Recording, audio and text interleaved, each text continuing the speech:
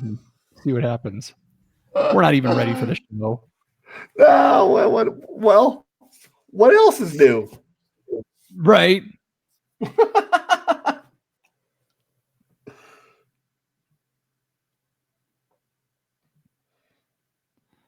All right. I think we're live.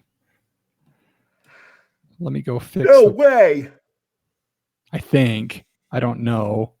Are we live? If we're live and you're watching us, holler in the chat. Otherwise, I don't believe Eccles. Yeah. And if they're trying to watch from the website, they can't right now. So until I get this thing fixed. Well, that doesn't help. Floss, Solomon. Floss. No, this is like my cool new move. You got to grow that fingernail a little longer. Ew. Yeah, man. Oh, shit.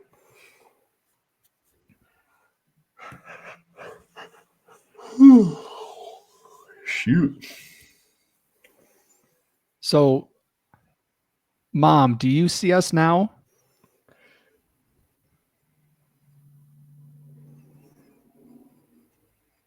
Oh, I heard that Diet Pepsi crack all the way from here. Oh, yeah. She said, "This is your mother watching." So we're on? We're live? We're live, yeah. My live goodness. Streaming is on. Streaming is on. Hi, Jeff McKinney. Oh, Methyl Ethel is here. I can see you. Hey, Methyl Ethel. Thank you. But sorry, folks.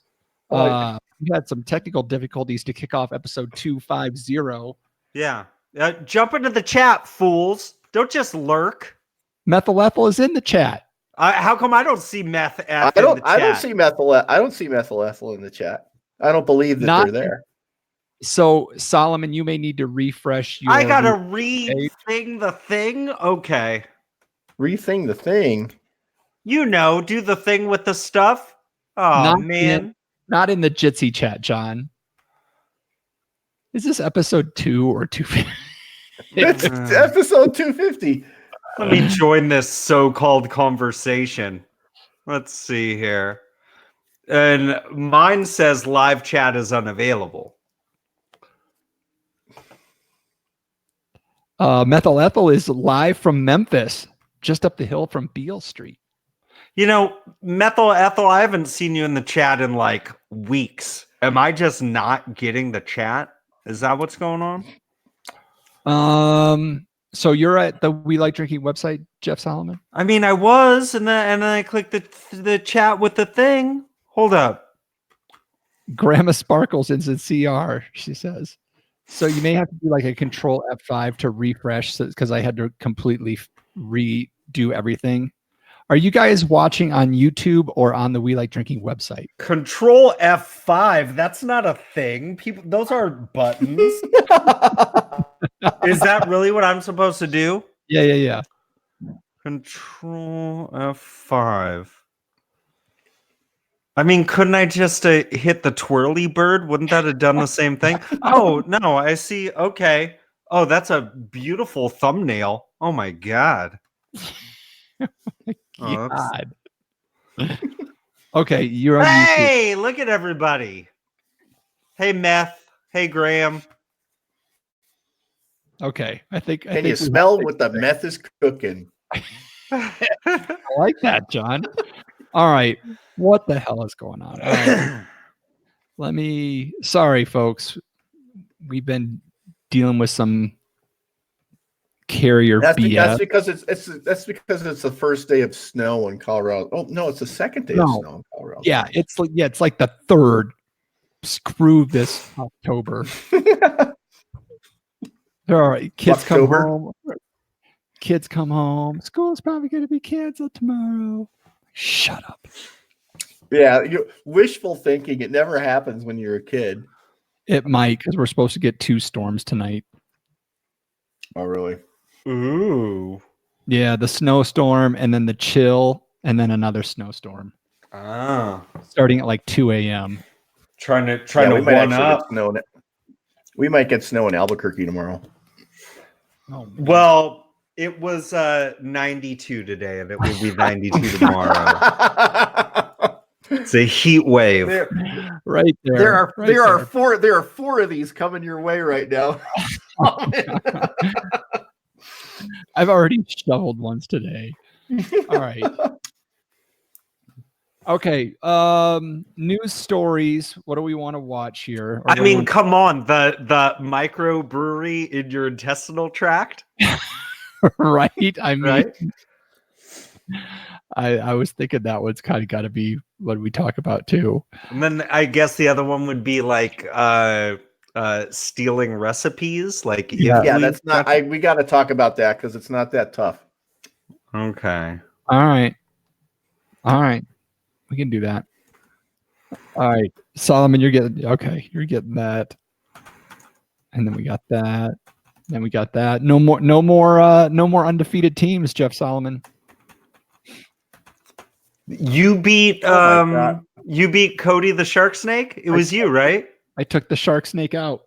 Oh, that's awesome, man. Skin the shark snake. You Yeah, can't win when your quarterback and your running back go -7 combined. When the Panthers are off, shark snake's not going to do so great. Oh, he's got McCaffrey. Yeah. Fucking shark snake. That's the worst. So he had the #1 pick, huh? Yeah. Oh, come on, Cody. That was rude. All right. You got the intro done? Yeah, I think so. Read through it, see if it sounds good. Let me pour this wine. All right, that looks good. All right, so I guess we get through the intros, take some time on our drinks tonight, right? Yeah, I would love to walk you through this because I'd like to walk myself through it. All right. Yep. And then just a normal show, right? Yeah. Maybe we touch on a little remember when kind of thing or something. I don't know. Sure. I mean, if the mood strikes, if it's organic. Yeah. All right. How's the chat going? Yeah, Methyl Ethel wants all precipitation to hold off until he gets home tomorrow. Okay. What are you doing tonight that you can't be home now? Everything okay? Metheth? Business trip, right? Oh. I was in LA on Monday and have to go back on in 2 weeks. Went to a nice brewery. Oh yeah. Out in Westwood Village. Nice. Have a safe flight, huh?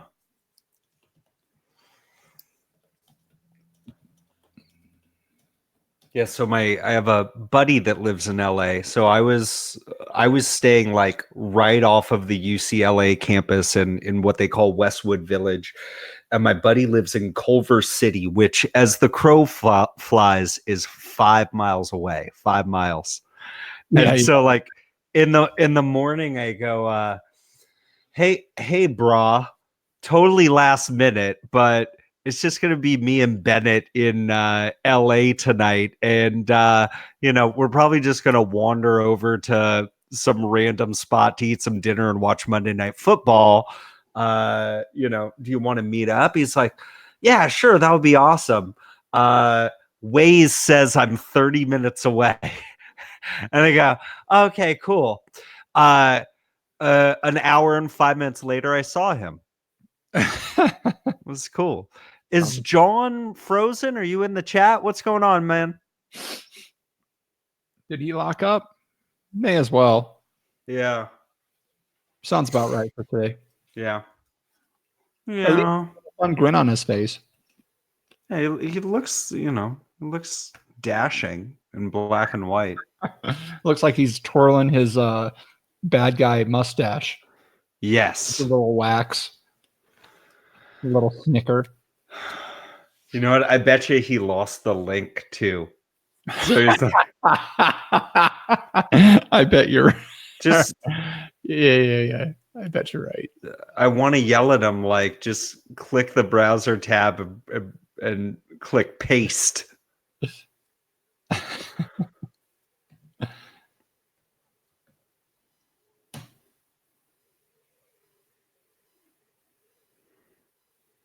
I'll probably have to email that to him. Word. Oh, Johnny. Oh, Johnny.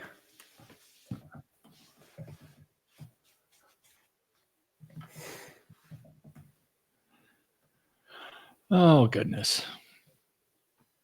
All right. Let's see if he makes it back. Oh. Hey, everybody watching live. It's definitely making us work tonight, Methel. All I want is to record this and then go to bed.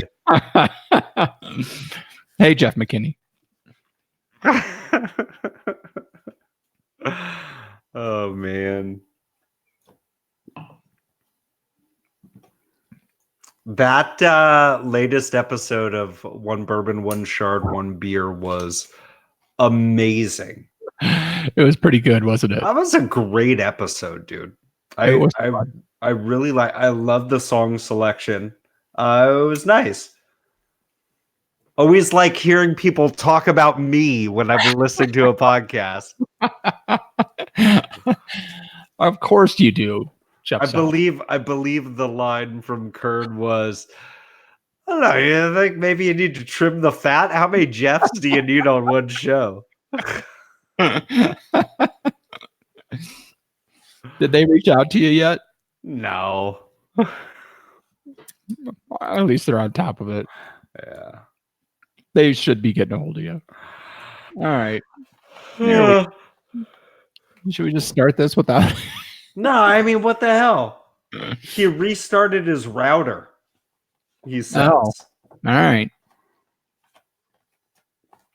Did he? I haven't gotten that. Whatever that does. That doesn't do anything.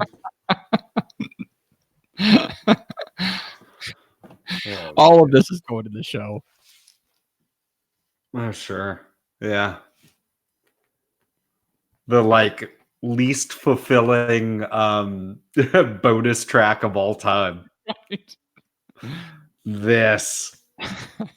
I don't know why you guys are watching us right now. This show is never gonna happen. Don't say that, Jeff Solomon. You guys actually thought we were gonna make it to episode 250? Oh God. I got my popcorn popped. That's what it is. The way you're sneaking that popcorn, I thought you were like taking some controlled substances. Like you were just like super like.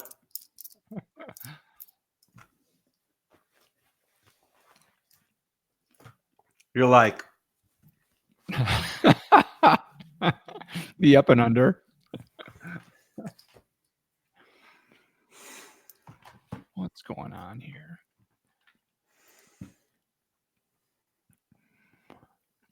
Yeah, Kern blew it bad in that one, man. Word. Your connection is poor, by the way. Yeah, I see that. My connection is baller status. I already cranked my priority up over everybody else in the house, so I wish I knew what these numbers meant. I've got no packet loss. That's good, right? this is thrilling YouTubing right Your frame rate is 2, Jeff. 2. Come on, John.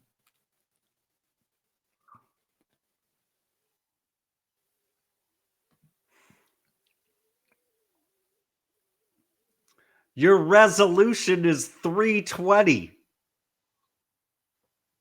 Mine's 1280. Oh, I could up that. Is the chat blowing up with the excitement over what's going on here? Literally, Annette wrote, "I'm sitting here crocheting." Which is more exciting God. than what you guys are doing. I'm talking about packet rates. I don't know what the hell that is.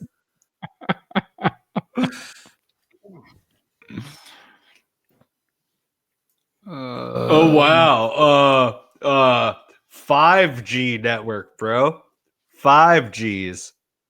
Is that good? Did you hit that hop water or something before the show, Jeff? Or are you just No. exhausted? I'm wiped the fuck out, man. Oh man. Oh. Let's see here. Did you have 5 kids at the house today? Yes, there were other kids here. Oh my god. Bennett had a bad day. So it was I'm just sorry. kind of yeah, like that on top of everything else. It was just like, fuck, man. So everyone's okay, but I'm just tired. Let's get some alcohol in you then. Yeah. One more minute. How many routers does he have? I've got a bit rate of 400 kiloblobbers.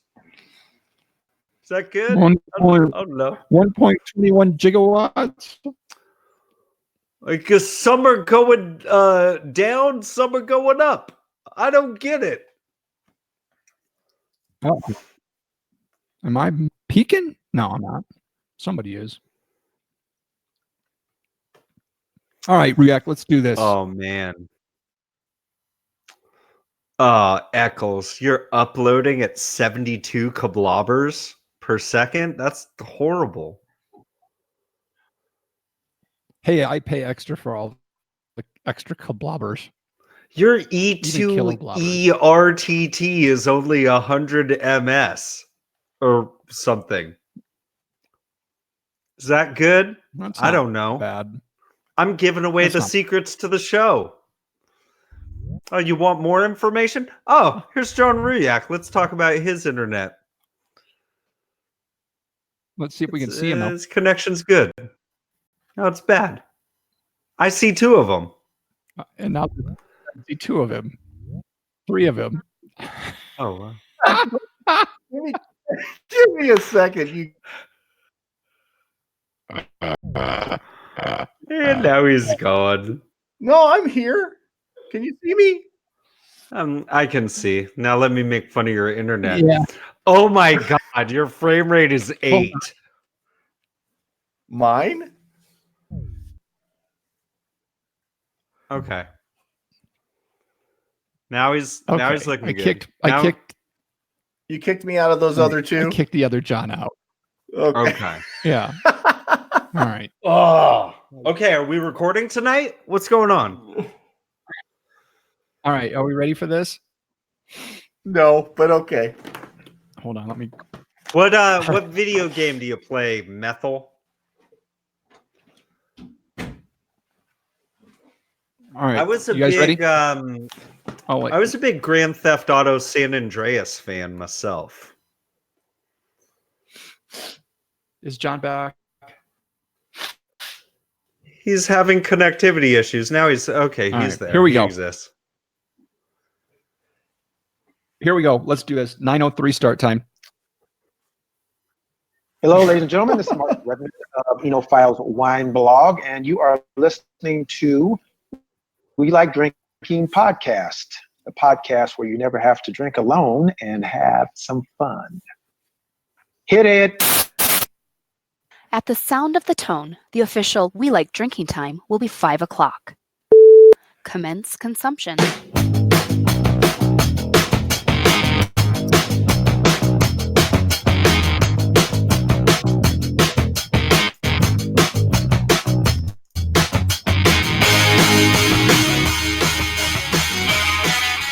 This week on episode 250 of the We Like Drinking podcast, we'll be discussing That thing where your intestines turn into a microbrewery after taking too many antibiotics?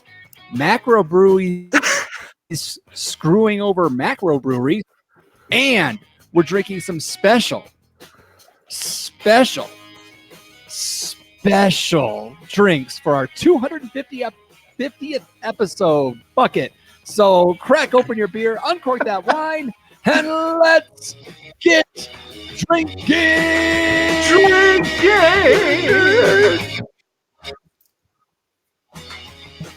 You know, there's a lot of people that said we should never get to 250 episodes, and after the way the night's going so far, I completely agree with them. Forget this. I'm out. So we're a half hour late. John has joined the show 18 times. It's dark. I'm thirsty. It's snowing. So let's do this and say cheers, my podcast drinking friends, and welcome to Happy Hour 250 of the only two-time award-winning topical beer and wine education podcast focusing on bad internet and fun. But mostly fun. Mostly fun. Throwing up the fun sign. The funsies. So by now, folks, I'm sure you realize that this is just something that you should never miss again. So be sure to subscribe to the show by visiting welikedrinking.com/subscribe to find out how you can get subscribed on your phone right this very second. We have very little to talk about on tonight's episode, so we're going to get right to it and find out who we're drinking with tonight. Hold on, let me focus. We're joined by our usual panel members. We have our California Sustainable Wine Growing Ambassador and recovering wine blogger, Jeff Solomon. Hey! We have our commercial brewer and snake wrangler, John Ruyak. Am I really here? Possibly. It's possible. And I am your host and certified specialist of wine, Jeff Eccles. And tonight is our 250th episode. So we do not have a guest. It's just the three of us in for this. We went to our patrons and said, patrons, what should we drink? And I think, Jeff Solomon, we're officially removing Mexican craft lager from ever going on the list again. That's like 8 times it's been defeated. I don't think we're ever going to add it again. No one thought it was going to win for the 250th episode. It came close, though. It came close. It did come close. It came within a vote of winning. Thank goodness it didn't pull it off. So the patrons decided to let us drink personal favorite, whatever we wanted to. They gave the reins back to us to figure out what we're going to drink tonight. I know everybody's excited to talk about what they're drinking. So John Ruyak, let's start with you tonight. So when we have our texting group that we talk about the show and other sundry items throughout the week, and when it was decided that we were going to drink our favorites, I'm like, that's cool. Now I just need to decide what my favorite actually is. And that's, and maybe that's a subject for another time, but it's not as easy. I mean, I don't want to brag. I mean, I've had close to 3,000 different beers in my life. And you guys are probably touching 4 figures on different wines and stuff. But as people have listened to the show, know that my absolute favorite style is Russian Imperial Stout. Mm-hmm. So I guess that was kind of a no-brainer. The disappointing thing I had today as I was at Total Wines is they didn't have my 1A, so I had to go with my 1B. Mm. And I'm actually doing a horizontal tasting today because I've got an old Rasputin. Nice. I've got Boulevard Dark Truth. Nice. I've got a Great Divide Yeti. Oh, nice. I had a Sierra Nevada Narwhal for dinner. Nice. I wanted a can of 1050, but they didn't have it, so that was my 1A. Okay. Old Rasputin's my 1B. I was kind of disappointed they didn't have Victory Storm King from the Greater Philadelphia area, which is also phenomenal Russian Imperial Stout. But I'm calling it a horizontal tasting because if I drink all 4 of these, I'll be horizontal. I was gonna say. So in my glass right now, I have an Old Rasputin. This is, no dispute about it. This is a world-class beer. So that's what I'm starting with. And go ahead, give us a little quick tasting note on it. Something. Well, it's it's not the beautiful thing about Old Rasputin is this is 9.9%. The Sierra Nevada was 10.5. And I also had some Gruner with dinner. Thank you, that winery in Dixon. But the beauty of this is you don't really smell. It is a little warm. You don't get a lot of alcohol, but a little bit. But there's raisins, there's coffee, there's dark fruits on the nose here, and as the head holds pretty well for a dry beer that's high gravity. Because Old Rasputin's fairly dry for a Russian Imperial Stout. There's some residual sugars, and that kind of coats the mouth, and you want that because it's a malt bomb. It's not a hot bomb. But man, so many layers. The bitter chocolate, the coffee, like I said on the nose, the raisins or the dark fruit, and just enough bitterness, from the hops. And and hops in a Russian Imperial Stout are just there to preserve the beer and just to give a juxtaposition to the malts. It's not there to add anything to the flavor component per se. Just so you know that they're there. I would guess the IBUs on this are in the mid 60s, and that's cool. So yeah, wow. You shouldn't drink your favorites all the time, even though you're your favorite, so you don't burn out on them, right? That's a really good point. You shouldn't. You should save them for a little bit of special occasions. And this is a special occasion. Yeah, it is. All right, Solomon, what you got? I betcha if folks were guessing what I was going to drink, if I told them that it was a wine, I think there are a lot of. I think that there are a lot of folks that would probably guess the wine that I was thinking about drinking tonight. I was going to dive into some Ridge. No, you animal. I was not going to break into my any of my Montebellos, but there are some wonderful Zinfandels that I have from them. But then as I was looking through my wine cabinet, there was something else that struck my eye. I'm actually going to be drinking a wine that I have never had before. It's a wine that I actually got with an Amazon gift card back when you could buy wine on Amazon. I must have gotten this like 6 or 7 years ago.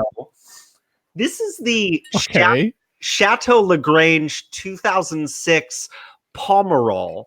And I bought this just because I thought it was like, how cool is that? Like, we don't, unless we have a whole lot of money, we don't have the opportunity to drink Pomerol as much as we would like to drink Pomerol. I will say that this is a relatively reasonably priced Pomerol. This one I purchased with an Amazon gift card, so it was free for me, but it was $42 at the time when I bought it. This exact 2006 Chateau Lagrange Pomerol. There aren't many around just because of the vintage, but I was seeing people selling it for like $80 to $100 in places like Hong Kong. So, it's nice to be able to get into a Pomerol. For those that don't know, Pomerol is a really, really small region of Bordeaux on the right bank of Bordeaux. I was reading that you would have to run a scant 14 kilometers in order to circle the whole region of Pomerol, which is one of the reasons why a lot of their wines tend to be so expensive. This 2006 Lagrange, Chateau Lagrange in Pomerol, it's not related to Chateau Lagrange in Saint Julien, but you should know that the family that owns this is the same family that owns Petrus, which is, you know, renowned as like one of the greatest wines of all time. They also own Dominus in Napa. This is 95% Merlot, 5% Cabernet Franc. Mm-hmm. And I just love that of the few Pomerols I've ever even sipped in my life, that like, here's this bold, age-worthy wine that is based in this beautiful, juicy, decadent Merlot. So let me actually get into this now, because I'm salivating. This wine is dark to the arc. It is like reddish purple, a little brown at the edges, because it does have a good 13 years of age in the bottle here. And I will say, I opened this wine tonight using my Asso cork puller just to make sure I didn't break it. But the cork was actually really well intact. So it would have survived if I used a regular corkscrew. Now on the nose, on the nose, it's just this beautiful, like opulent, dark, juicy fruit, dark, ripe, stewed plums and blueberries. And Eccles, you're gonna like this. There's a little black olive on the nose for this one. And a little bit of like graphite, a little bit of pencil shavings, right? Now, as I get into the palate,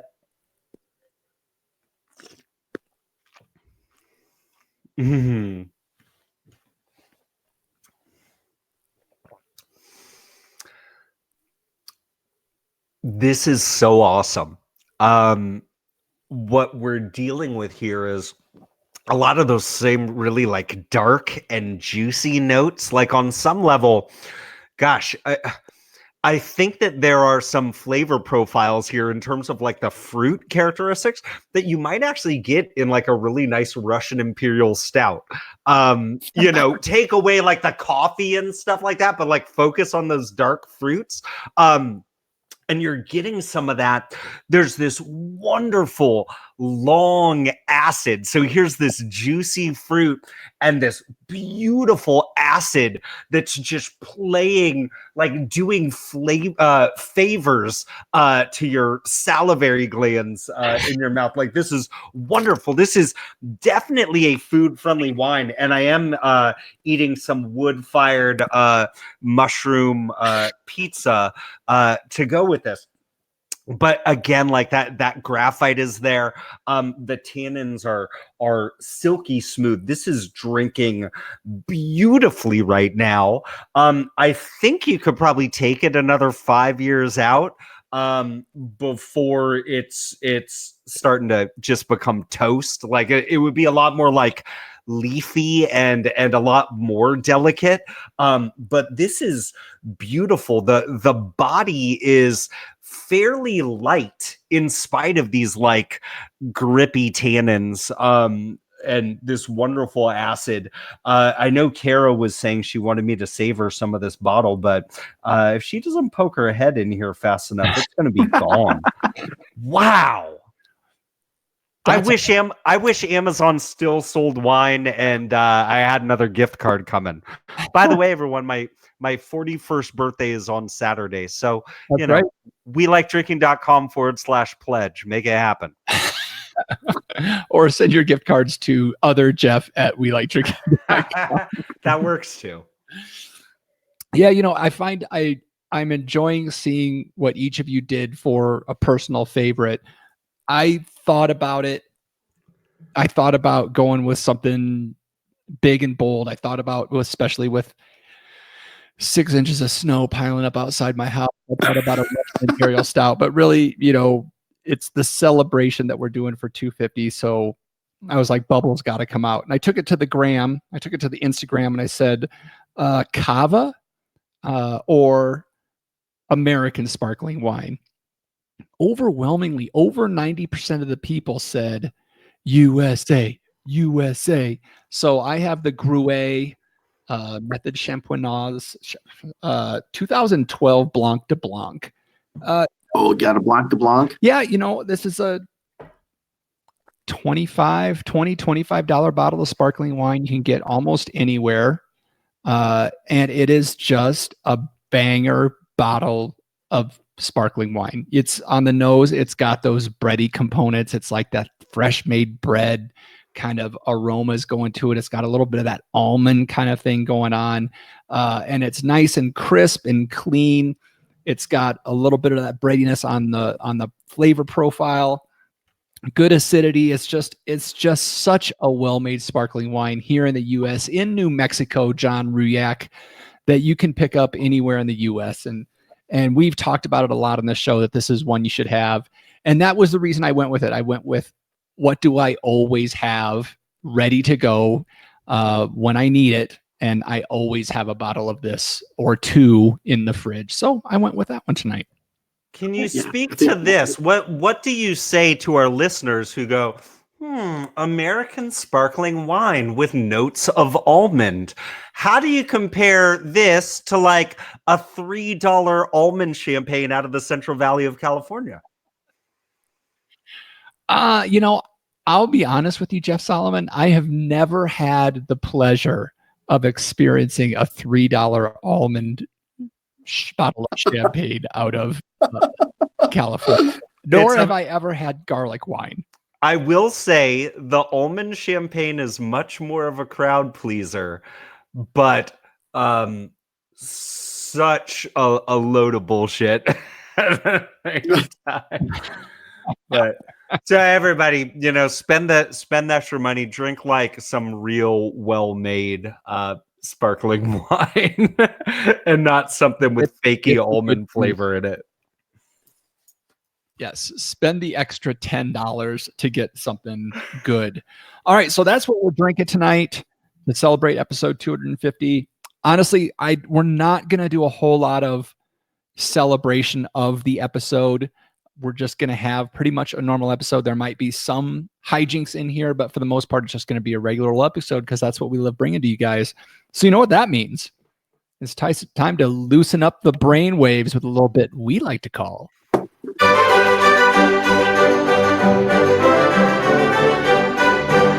wine, beer, or pop culture reference. This is where I am going to give a term to our panel, and they need to relay back to me whether this is a wine, a beer, or a pop culture reference. Those of you watching live, as you ought to do every Wednesday night around 7:30ish. If you're in the chat right now, I want to hear what you think about this as well. I'm talking to you, Methyl Ethel. The term this week is Pressac.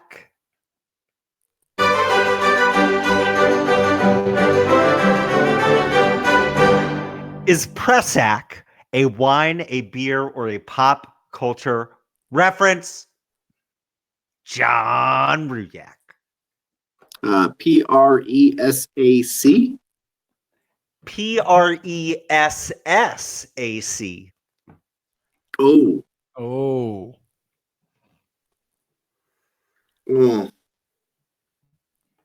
Oh, I'm pretty sure that's a wine term. I think that's a French, sub AVA or something like that.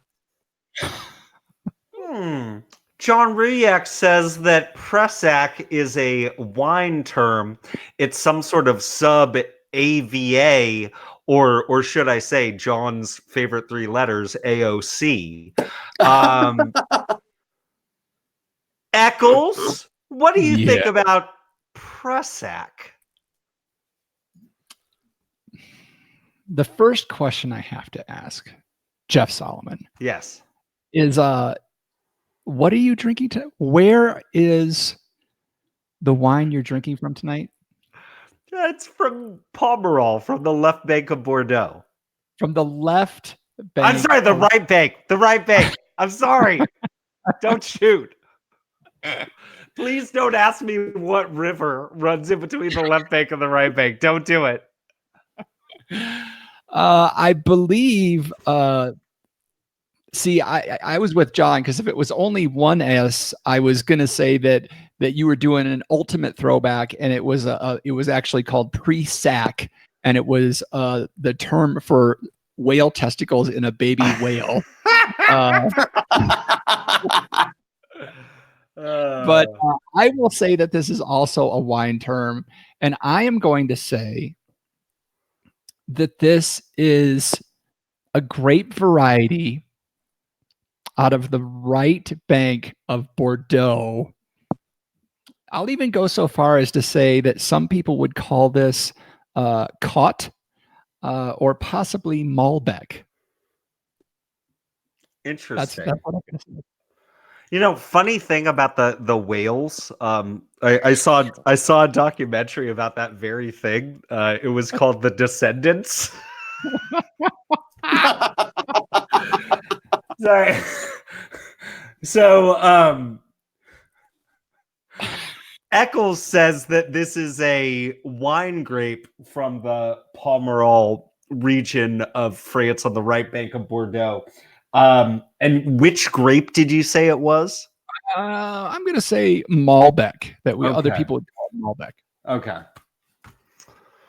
Pressac You saw the is school teacherly like over intercom right there. Pressac. Pressac, are you here?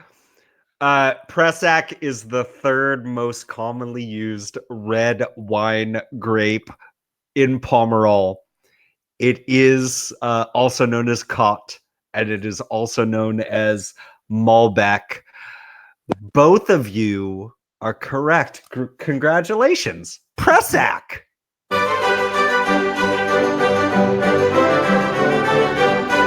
Knuckles, John. Good job, buddy.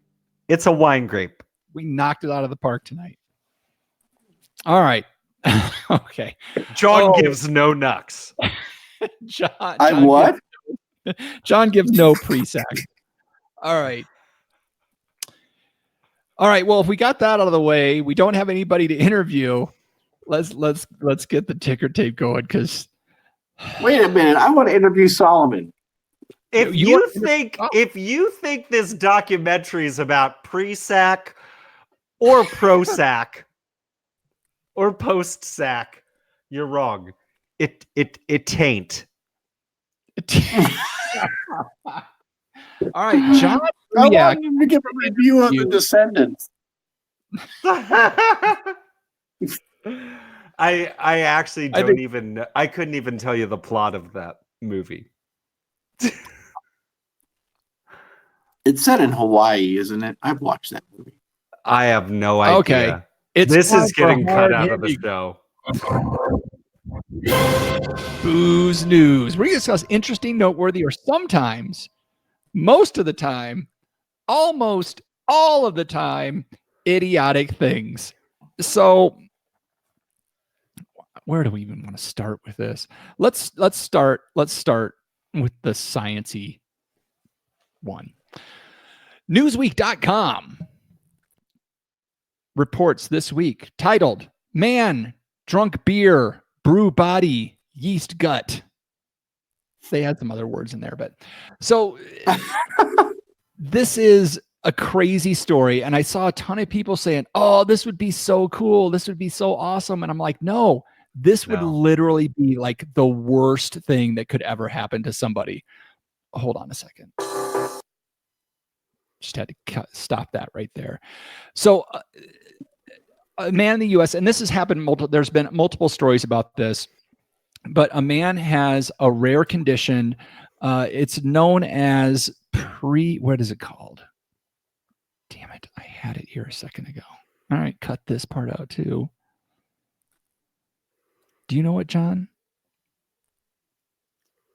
No. It was called like brewer's gut syndrome or something. Shit, I need to pull this Auto up. brewery. I thought it was in this article, but maybe it's not. It is. Ah, damn it! Why I can't believe I have to take with that thing. It's totally in there.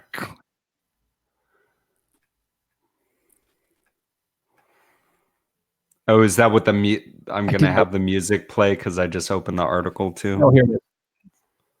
Yeah. Oh, I got it. Auto brewery syndrome, but it's also known like its real name is something else. Oh, I don't care. So a man in the U.S. and this has happened multiple times in the history, but this is the latest round of it.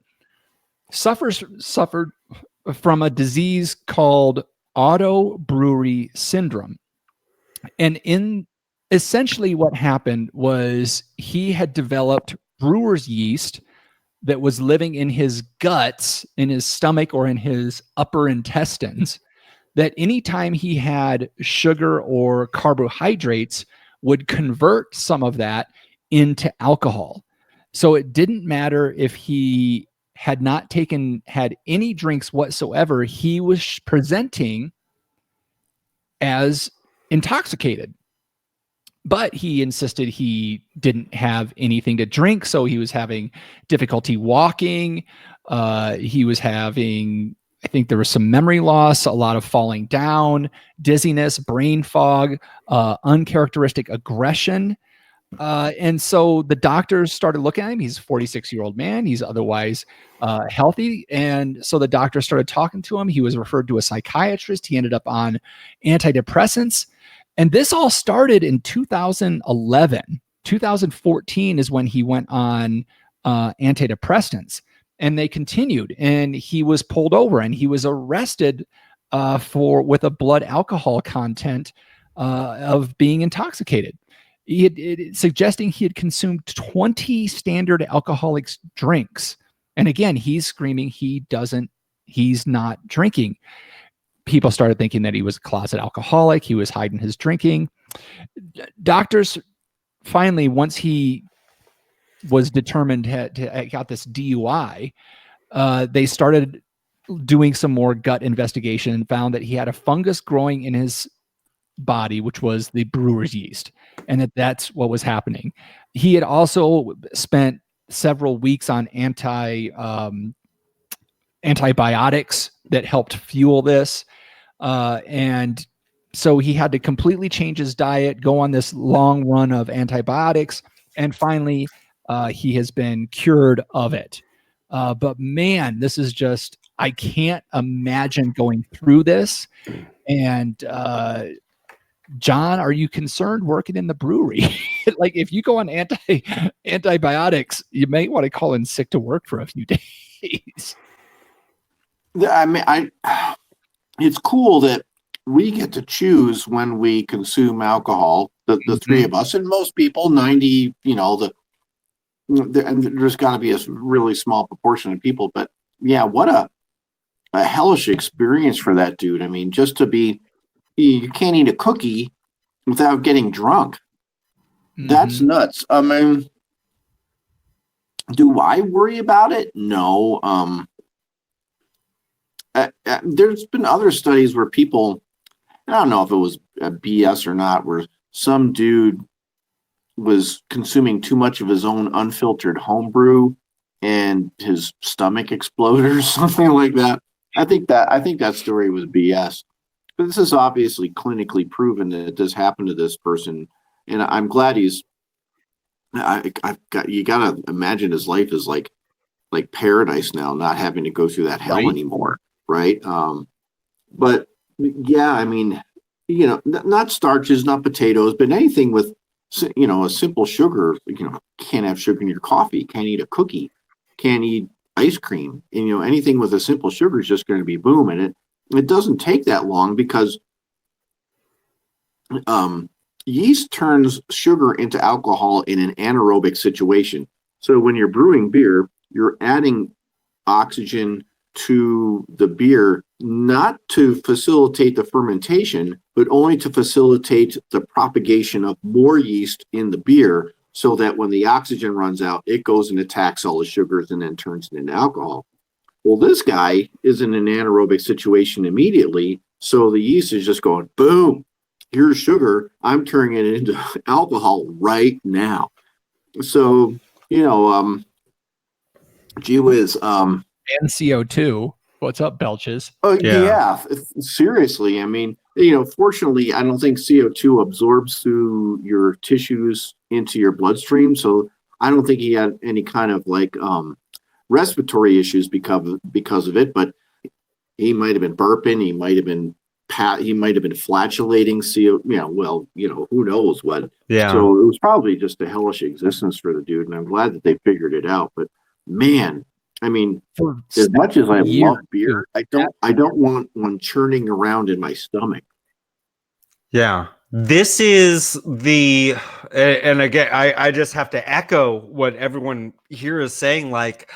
What an awful experience to just randomly out of nowhere be drunk to the tune of about 20 beers, right? That is horrible, right? And on top of that, it's shit, man. I know that it wasn't a psychological thing that was causing his inebriation, but just think of the trauma that comes from that. Everybody thinks you're a liar. Everybody's really looking down on you. You're getting arrested. To honestly, I bet you more than anything else, even before The Cure came for him, which was an intense round, I think multiple rounds of fungicides and changing his diet, I have to imagine what a relief to actually get somebody to explain why this might be happening to you, as opposed to feeling like somebody's gaslighting your whole existence. You know what I mean? That's nuts. Yeah. The vindication. Yeah. I will say, to any students of biology listening to this episode, this is the ultimate, most interesting case of a couple really nice biological phenomenon. One of them is anaerobic respiration, specifically alcoholic anaerobic respiration from yeast. But the other thing is the invasive species. Because this is really this is honestly it's an issue of on some level of ecology, the ecology of your body, right? Because this guy, he wasn't just going through a normal round of antibiotics. He was on antibiotics for 6 weeks. I don't know what kind of infection he had in his thumb that led to 6 weeks worth of antibiotics, but antibiotics are not specific to the one bad bacteria. They're specific to anything that is alive in your body, including some of your own cells too.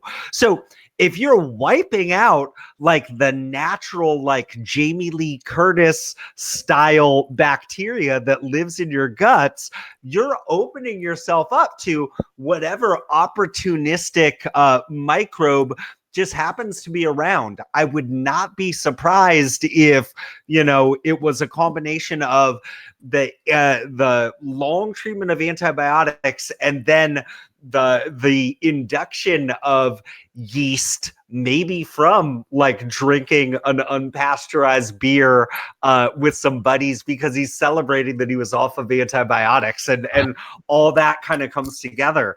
I will say it sounded like the yeast was propagating his lower large intestines, so really going into his colon. So if we're talking about CO2 produced, it looks like it would be resulting in a whole lot of flatulence and bloating, which is pretty uncomfortable, along with just like losing your balance and falling all the time.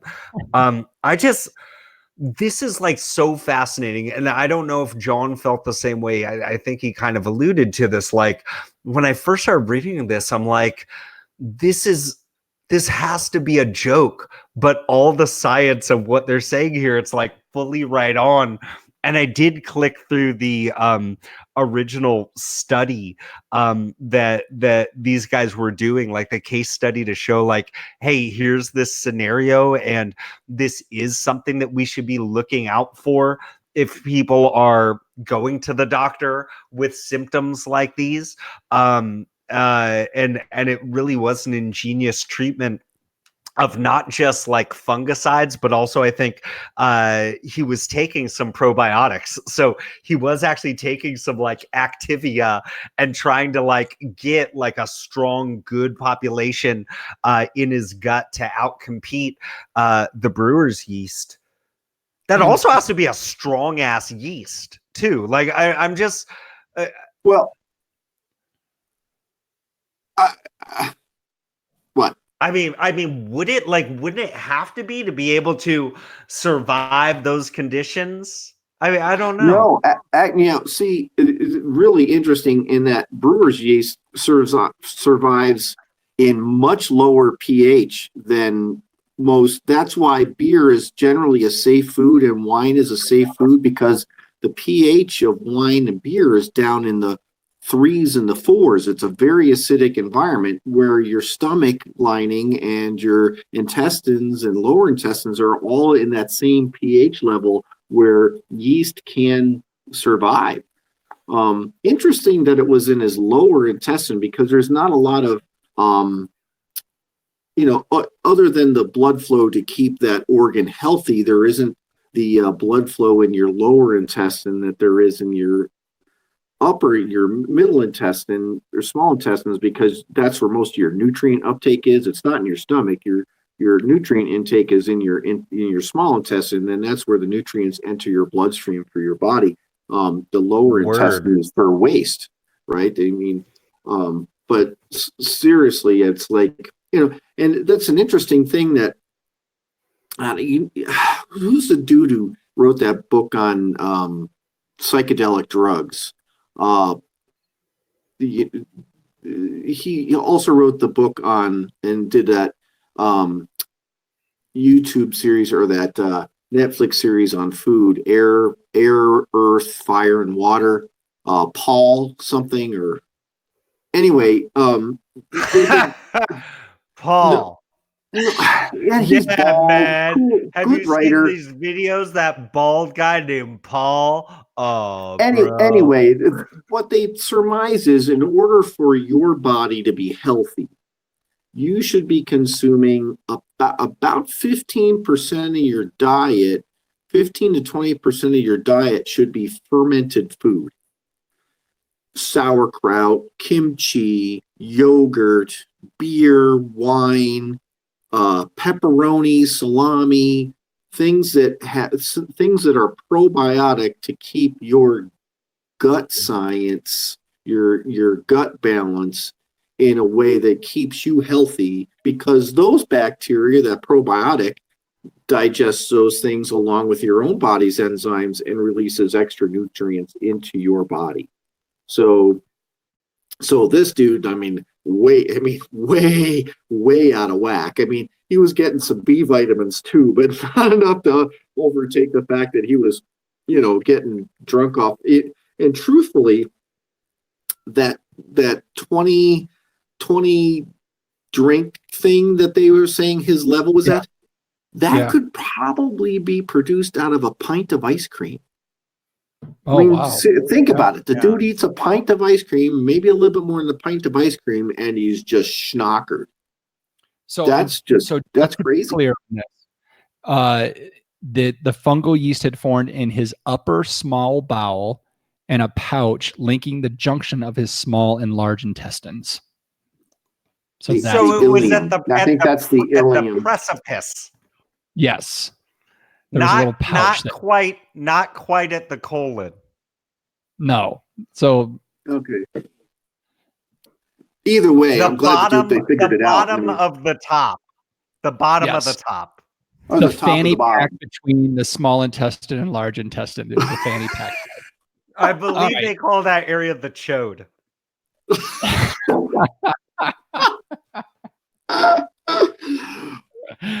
Okay, moving on. And yes, from all of us, good sir, we are very, very happy to hear that you've come through this ordeal. That had to be a horrible experience, and we're glad you've come out of it. Moving on to Anheuser-Busch and Miller Something Coors. like that'll drive you to drinking. Oh yeah. Anheuser-Busch is suing Miller Coors for employee leaked product recipe information. So apparently there was some texting going on between somebody that used to work for Miller Coors or Anheuser-Busch and now at Miller Coors, and he was texting back to his buddies talking about, hey, how much enzyme you adding to Bud Light?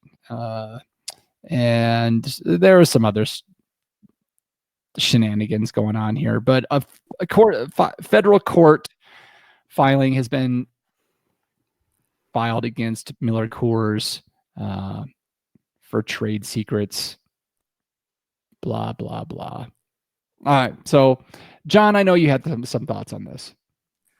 Well, okay. I mean, certainly there's a legal issue when you work for a company like that. You saw, in any manufacturing place, Yes. it be in a brewery, a bakery, Yep. making Oreos, Coca-Cola. Well, nobody knows what happens at Coca-Cola. You sign a non-disclosure agreement, so there's legal issues there. But aside from all that, a master brewer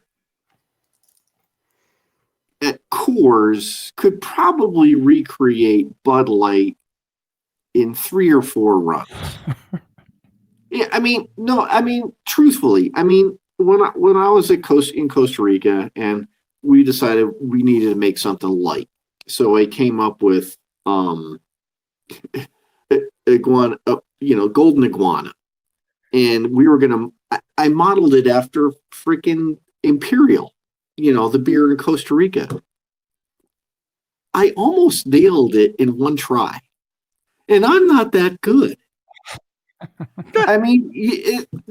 Seriously, a master brewer would say, well, they're doing this, they're doing that, and they could just nail it in 3 or 4 runs. It wouldn't take that long. So it's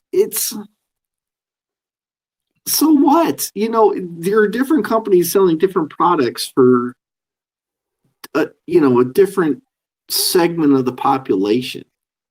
Why does Coors Light need to make Bud Light? They don't. That's the thing that struck me from this too. I'm like, what? Coors Light, Miller Coors is going to be like, ooh, let's change Coors Light to taste exactly like Bud Light. Coors Light is probably the single most successful beer recipe in the history of the planet. Regrettably, but still.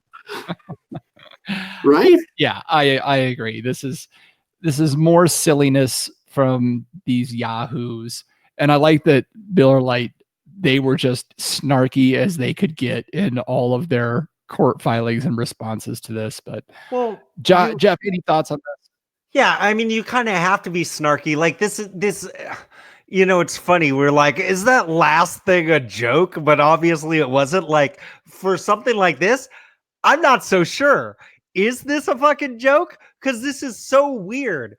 Here's 2 friends that used to work at the same brewery together, and now they don't. And I'm saying that they're friends because they text each other. And one of them says, hey, man, by the way, what was that one enzyme that we used to use? And the other friend runs to his boss and says, ooh, I got the dirt.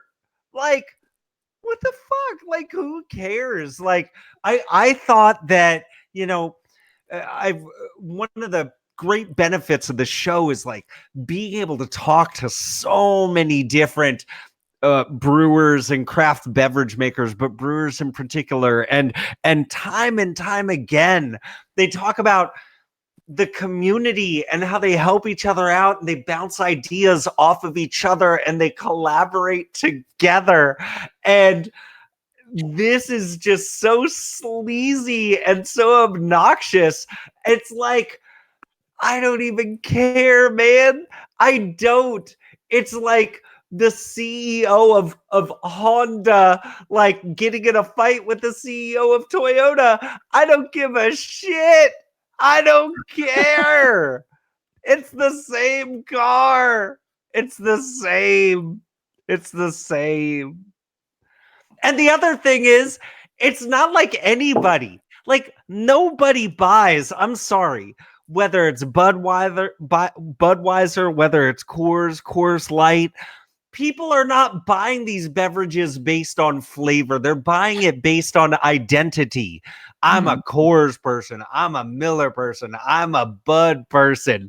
So like, even if you did just steal the other macro brewery's recipe and you just put out a clone and you wrapped it in your can, you think that your drinkers really would notice a difference? I don't think they would. I don't think they'd care. And I don't think they'd switch even if they did. What I'm saying is, who gives a shit? The whole bottom 2/3 of this article was going back to like corn syrup, the corn syrup argument. I could give two shits, man.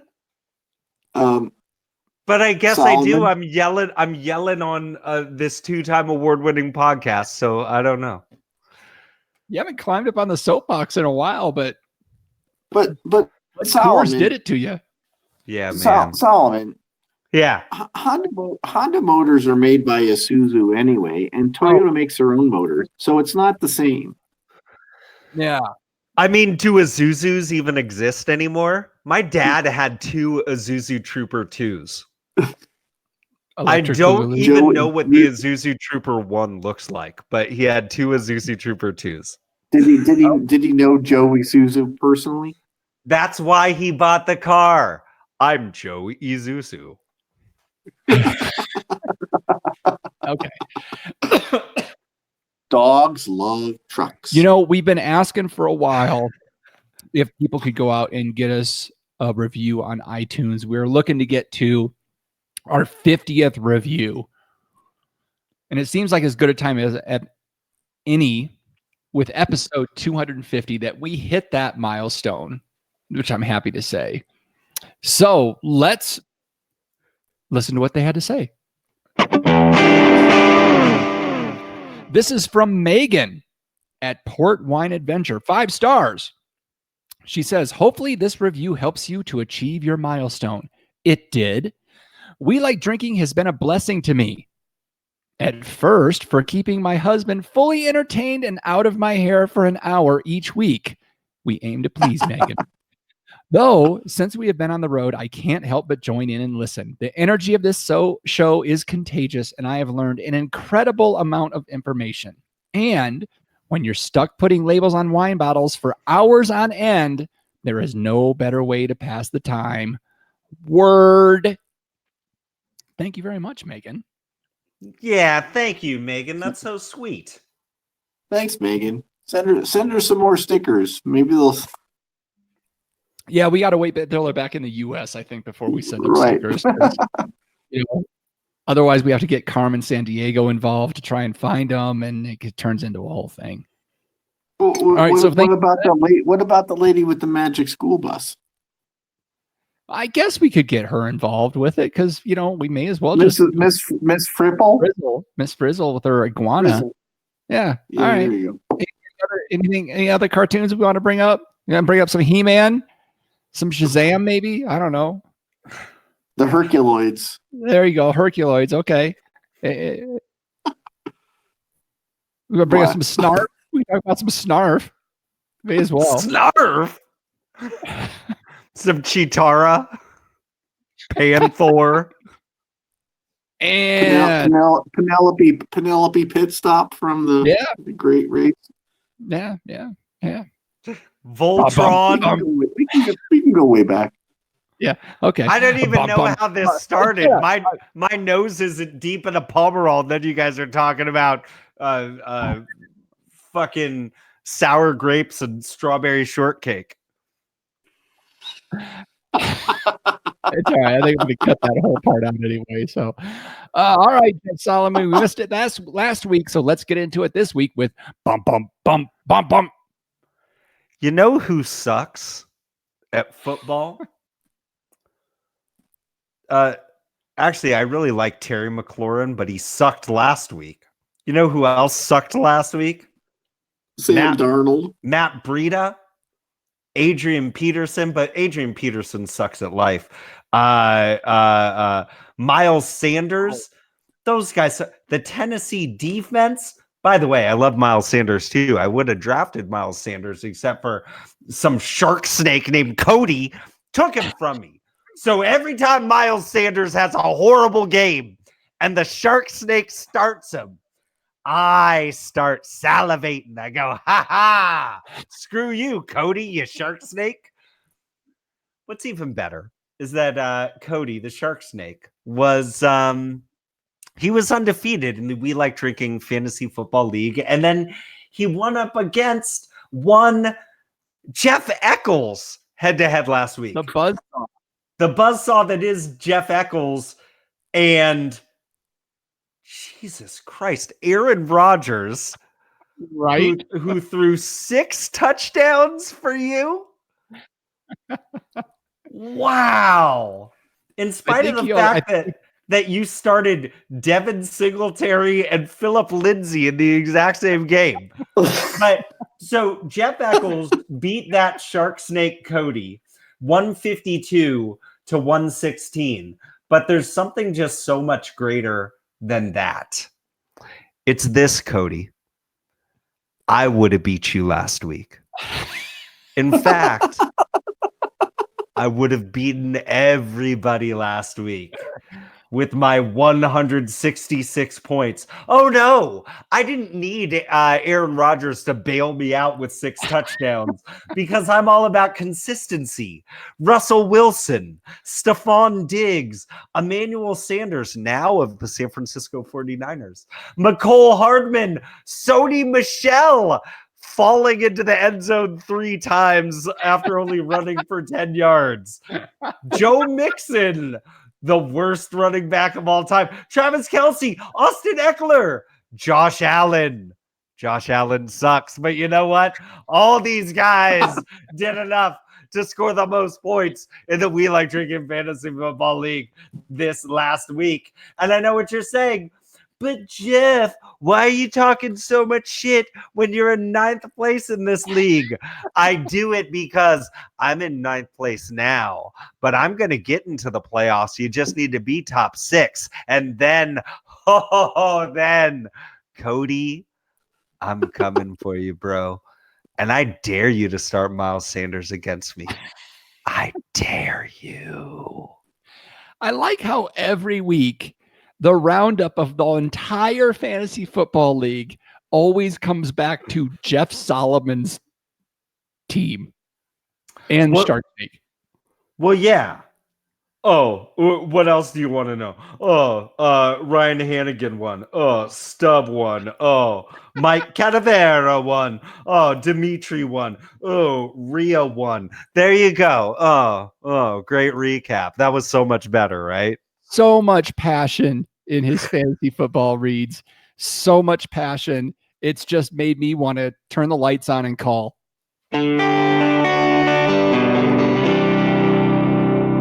Last call. Last call. That's right. Time to clean house and lock the doors. You know what we do here, folks. We've done it 250 times or 249 times, and now we're going to make it even 250.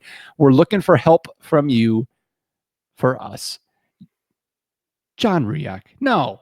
Yeah. Jeff Solomon. If the good folks are looking to find us on the social media platforms, where can they do so? We are on Twitter at We Like Drinking 1. That's the numeral 1, because some shark snake took the original We Like Drinking. We're on Instagram and Facebook. Just look for We Like Drinking. But you know that when it comes to getting social in the medias, the best place to come hang with us is in our private Facebook group known as The Tavern. If you're on Facebook, just look up We Like Drinking The Tavern, or you could just type in the URL welikedrinking.com/tavern to get in on the good times. Every Friday night is my second favorite night of the week because of our roll call. That is for show. Come hang out, y'all. Absolutely. Great time to be had there. And I love all the interaction that's been going on from everybody lately. Lots of people posting interesting stuff out there. It's been a lot of fun. John Ruyak, if the folks have some thoughts on our show, or they really want to help us get to 100 reviews, where can they go do that to help us out? Wait a minute.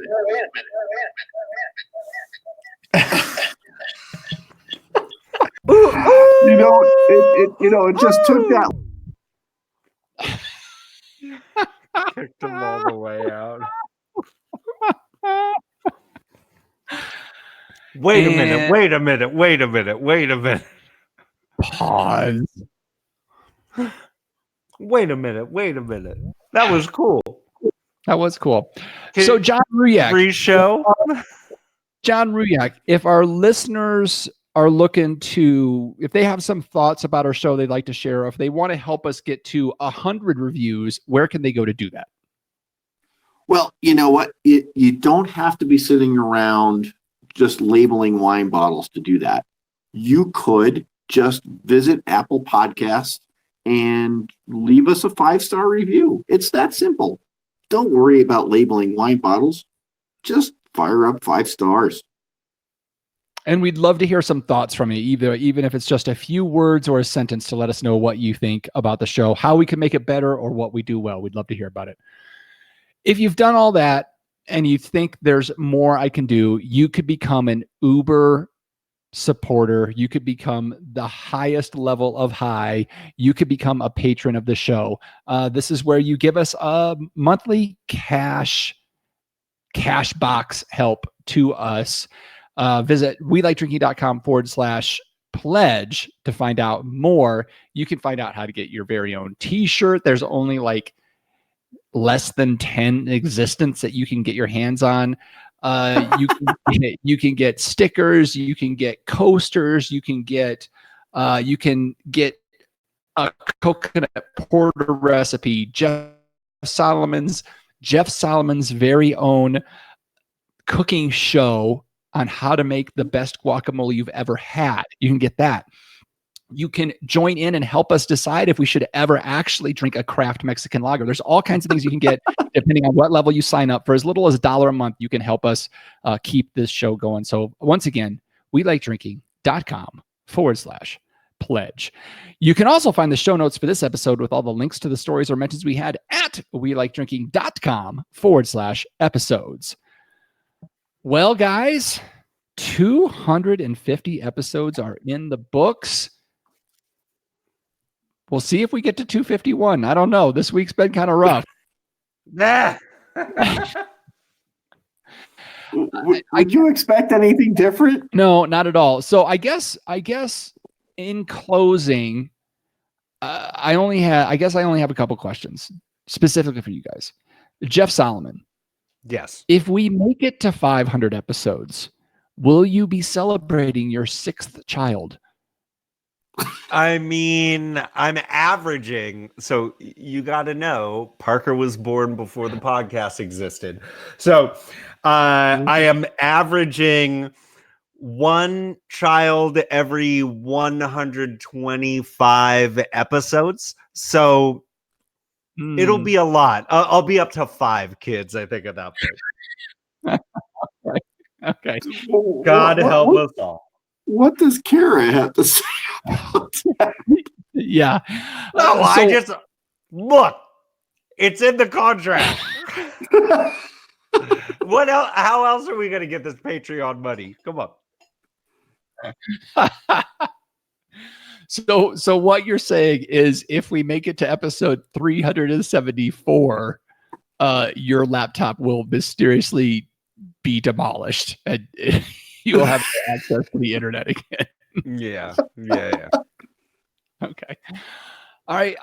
Okay. Well, folks, I guess we've reached the time of the show where I get to say, okay, panel, let's take one last trip around this table and get some final thoughts before we shut off the lights. John Ruyak. I just wanted to say, we haven't congratulated ourselves on 250 too much, but, well, what the hell? This beer doesn't taste like smoked whale testicles. So I think we're doing all right.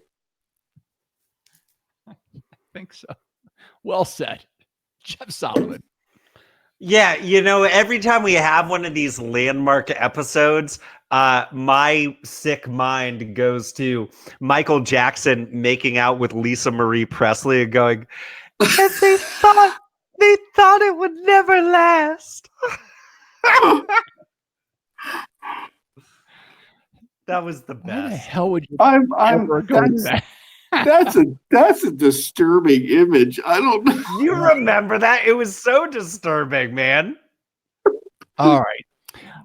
And yeah, just as we close out, I do have to say, like, to our listeners, like, you are the reason we are still here. Thank you all so much for interacting with us, for downloading the show, for listening to the show, for commenting on our posts, for sharing the show, for subscribing, everything that you've done to us, for our Patreons, for keeping the show alive. We honestly would not be here anymore without you. And to you two Yahoos, Jeff and John, like, you guys have really become my brothers in life on this show. I mean, it goes so much more beyond the show. Like, I really consider you guys family. And I love Wednesday nights more than you guys ever know. And I know how close this show has come to going off the air a couple of times. And I thank you guys for talking me off the ledge. And it's a lot of fun to be here. And I can't wait to just do this again every fucking week with you guys. So what? I'm sorry. One more thought.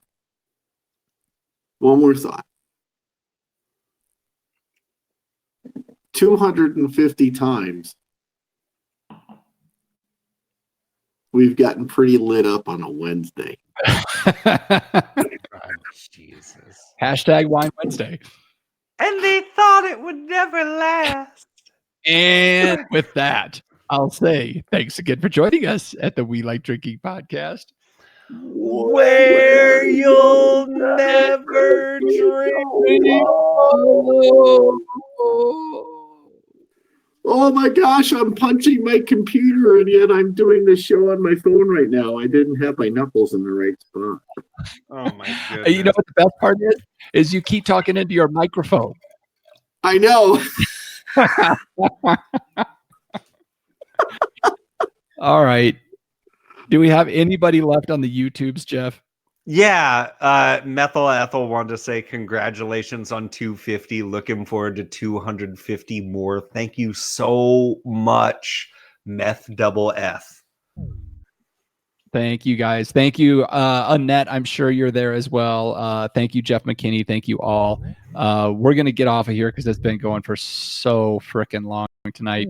Hey, but thank Double you guys John for sticking with Ruyak wants to say something. John Ruyak, say something. Here comes the echo.